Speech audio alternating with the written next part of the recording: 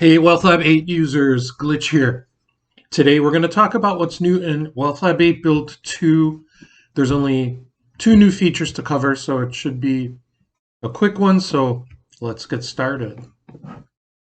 The first new feature is the #1 requested item on our feature request list, and that is a new chart preference. So here I'll open up a chart of good old SPY. And let's draw a couple of, well, let's draw an indicator. Let's look at our smoothers and draw a simple moving average 200, the old classic. So here we have our SMA 200. You notice that when I scroll back, the vertical size of the chart is pegged to the moving average.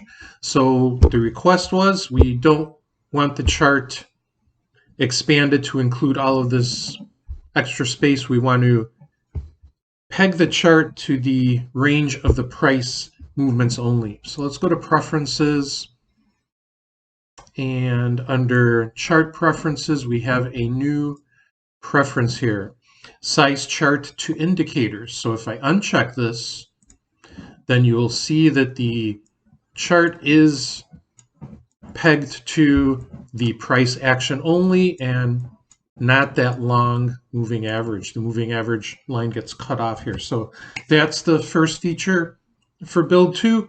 The second has to do with strategy parameters. So if I go to my strategies and I open a strategy that has some parameters, and let's even maximize this window. So if I go to strategy settings, here's my one parameter, the CMO period. You'll notice a new button here, show the main window sliders panel. Also under the view menu, you can show the parameter slider panel. So if I select that, a panel opens up here, just like in good old WealthLab 5, the slider panel.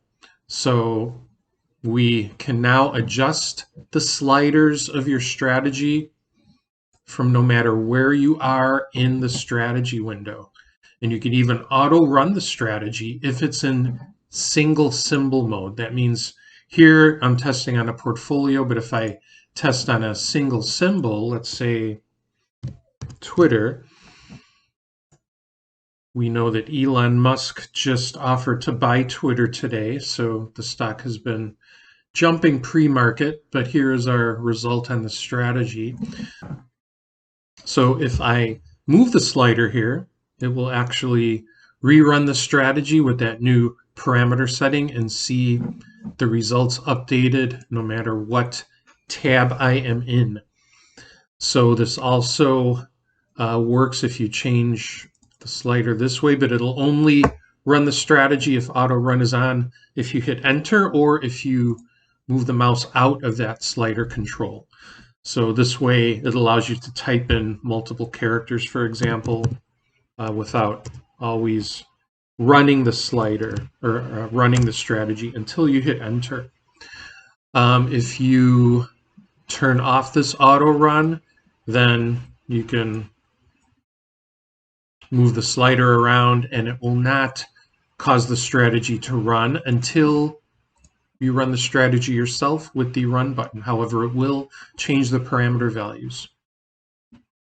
So there we go, the new parameter slider, allowing you more flexibility to change the parameters on your strategy. I should also mention that if you open up a chart and if you drag a strategy onto the chart, let's say my RSI Agita, I'll drag that here. The sliders will also appear for the strategy embedded in a chart window. So previously you couldn't even edit those parameters. Now you can edit them in the parameters panel down there.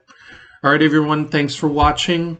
Got a couple more videos coming up on some other unrelated topics, but they should be interesting. So stay tuned.